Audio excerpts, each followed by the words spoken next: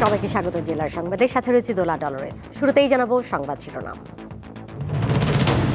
আওয়ামী লীগের কার্যক্রমে নিষেধাজ্ঞা প্রত্যাহারের সম্ভাবনা নেই বললেন আইন উপদেষ্টা।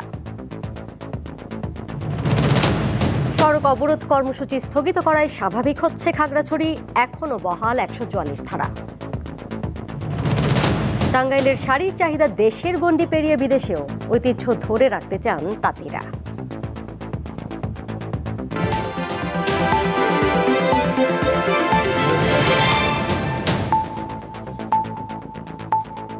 আওয়ামী লীগের কার্যক্রমের ওপর দেয়া নিষেধাজ্ঞা প্রত্যাহারের কোনো সম্ভাবনা নেই বলে সাফ জানিয়ে দিয়েছেন আইন উপদেষ্টা আসিফ নজরুল।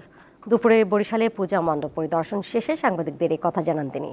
আসিফ নজরুল বলেন, কোনো দলের কার্যক্রম নিষিদ্ধ করা হলে তা স্থায়ী না অস্থায়ী এই ধরনের প্রশ্ন থাকে, কিন্তু আওয়ামী লীগের কার্যক্রমের ওপর দিয়ে নিষেধাজ্ঞা উঠিয়ে নেওয়া হবে এরকম কোনো সম্ভাবনা দেখছেন না বলে জানান তিনি। আইন উপদেষ্টা বলেন, ফেব্রুয়ারির প্রথমার্ধেই নির্বাচন অনুষ্ঠিত হবে। অশান্ত পাহাড় প্রসঙ্গেও তিনি বলেন, যারা পাহাড়কে অশান্ত করবে তাদের বিরুদ্ধে ব্যবস্থা নেবে সরকার। বাস্তবিক অর্থে আওয়ামী লীগের কার্যক্রম নিষিদ্ধটা উজ্জ্বল হবে এই ধরনের কোনো সম্ভাবনা আমি দেখতে পাচ্ছি না, আমি অন্তত দেখতে পাচ্ছি না। বরং আমি যেটুক জানি যে আমাদের আন্তর্জাতিক অপরাধ আদালতে যে প্রসিকিউশন টিম আছে সেই টিমের পক্ষ থেকে সংগঠন হিসাবে আওয়ামী লীগের বিচার চাওয়ার একটা পদক্ষেপ বরং নেওয়া হচ্ছে।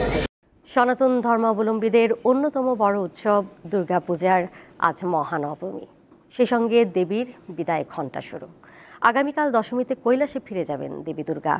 নবমীতে বিশেষ কোনো পর্ব না থাকলেও সকালে তর্পণে দুর্গার মহাস্নান, ষোড়শ উপচারে পূজা করা হয়। সন্ধ্যায় রয়েছে দেবী দুর্গার মহা আরতি। এদিন ১০৮টি নীলপদ্মে পূজা হবে দেবী দুর্গার। পূজা শেষে যথারীতি থাকবে অঞ্জলি নিবেদন ও প্রসাদ বিতরণ। আগামীকাল বিজয়া দশমীতে বিসর্জনের মধ্য দিয়ে দেবী দুর্গাকে বিদায় জানাবেন হিন্দু ধর্মাবলম্বীরা। এদিকে দুর্গোৎসব উপলক্ষে আজও আগামীকাল 2 দিনের সরকারি ছুটি রয়েছে।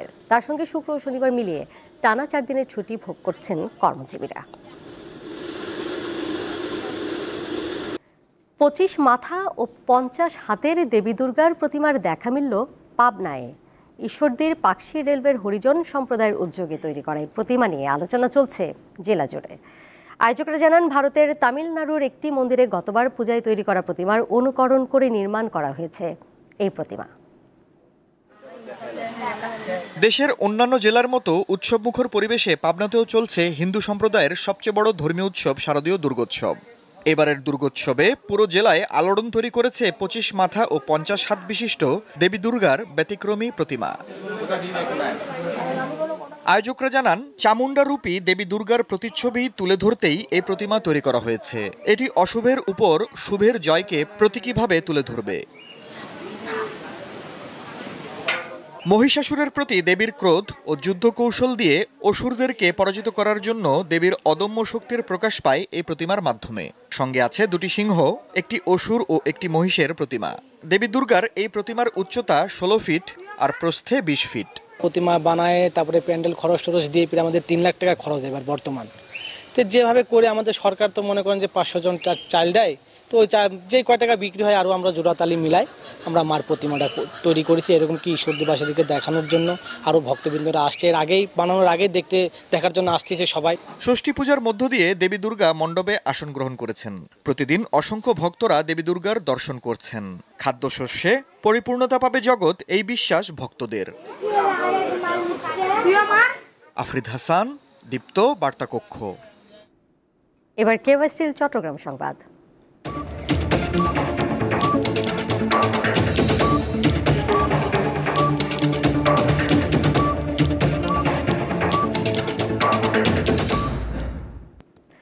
সড়ক অবরোধ কর্মসূচি আগামী 5 অক্টোবর পর্যন্ত স্থগিত করায় খাগড়াছড়ির পরিস্থিতি স্বাভাবিক হতে শুরু করেছে। সকাল থেকে সীমিত আকারে যানবাহনও চলাচল শুরু হয়েছে। 4 দিন পর শহরের দোকানপাট খুলতে দেখা গেছে। স্কুল ছাত্রী ধর্ষণের অভিযোগ তুলে অনির্দিষ্টকালের সড়ক অবরোধের ঘোষণা দেয় যুগ্ম ছাত্র জনতা নামে একটি সংগঠন। মঙ্গলবার রাতে সংগঠনটি জানায়, শারদীয় দুর্গোৎসবের প্রতি সম্মান জানিয়ে এবং প্রশাসনের দাবি বাস্তবায়নের আশ্বাসের পর অবরোধ স্থগিত করা হয়েছে। তবে জেলা প্রশাসনের জারি করা 144 ধারা বহাল রয়েছে। অবরোধ না থাকলেও বাড়তি নিরাপত্তা ব্যবস্থা বহাল রেখেছে আইনশৃঙ্খলা বাহিনীর সদস্যরা।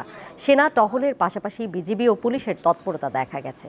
এদিকে খাগড়াছড়ি ও গুইমারায় সাম্প্রতিক ঘটনা তদন্তে ৫ সদস্যের কমিটি গঠন করা হয়েছে। অবরোধ চলাকালে ২৭ ও ২৮ সেপ্টেম্বর খাগড়াছড়ি ও গুইমারায় সহিংসতার ঘটনায় ৩ জন নিহত ও অনেকে আহত হন। মসলিন ও জামদানির পর দেশের তাঁত শিল্পে টাঙ্গাইল শাড়ির কদর রয়েছে। পাথরাইল ও চণ্ডী গ্রামের তাঁতিরা যুগের পর যুগ ধরে এই শিল্পের সাথে জড়িত। দেশের গণ্ডি ছাড়িয়ে বিদেশেও এই শাড়ির চাহিদা রয়েছে। টাঙ্গাইল শাড়ির মূল বৈশিষ্ট্য এর সূক্ষ্ম বুনন ও নান্দনিক নকশা। নানা রঙের সুতার বুনন এই শাড়িকে হালকা ও আরামদায়ক করে তোলে।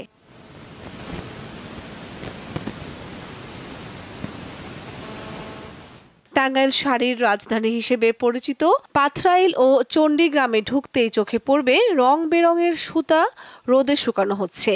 সুতি ও নরম সিল্কের সুতার শাড়ি বোনার জন্য ব্যবহার করা হয় চিত্তরঞ্জন বা মিহি এবং পিটলুম বা খটখটি নামক 2 ধরনের তাঁত। একসময় টিনের বেড়ার ঘরে ছোট্ট পরিসরে তৈরি হতো এই শাড়ি। এখন আধুনিকতার ছোঁয়া লেগেছে এই শিল্পে। গড়ে উঠেছে টাঙ্গাইল শাড়ির অসংখ্য শোরুম, যেখানে ভিড় করেন দেশ বিদেশের ক্রেতারা। এই পাথরাইলে আসার মতো রাস্তাঘাটও ভালো ছিল না, এখন অনেক উন্নত মানের রাস্তা হয়েছে, মানুষ সহজেই এখানে আসার সুযোগ আছে। অনেক বেশি শোরুম হয়েছে, অনেক ভালো কাপড়ও এখান থেকে উৎপাদন বা তৈরি হচ্ছে। সুতির পাশাপাশি মাসলাইন, কটন ও তন্দুজ সিল্কের শাড়িও তৈরি হচ্ছে এখানে।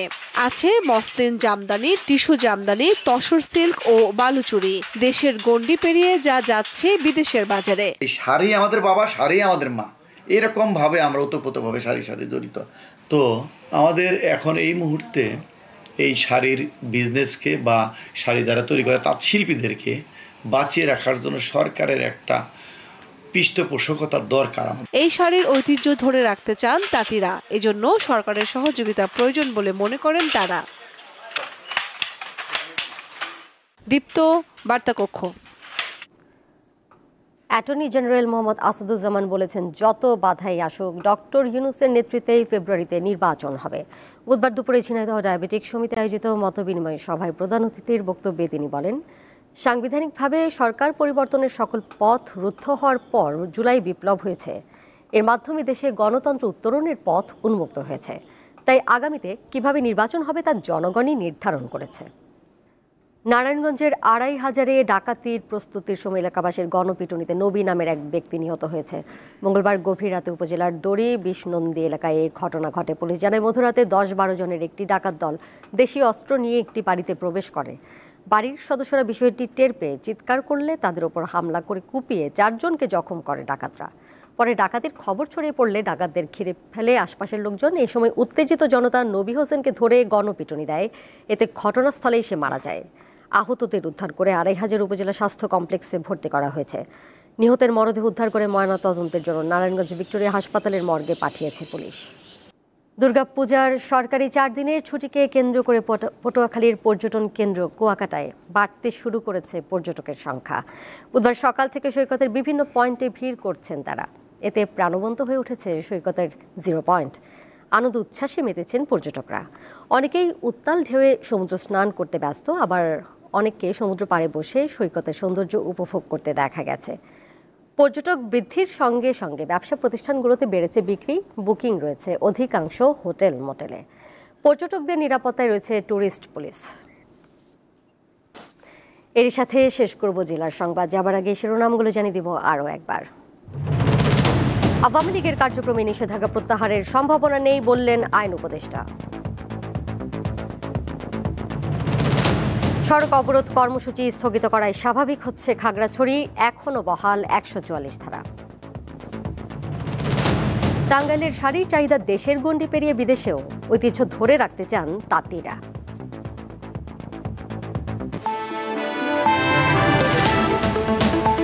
আর এ ছিল এখনকার মতো।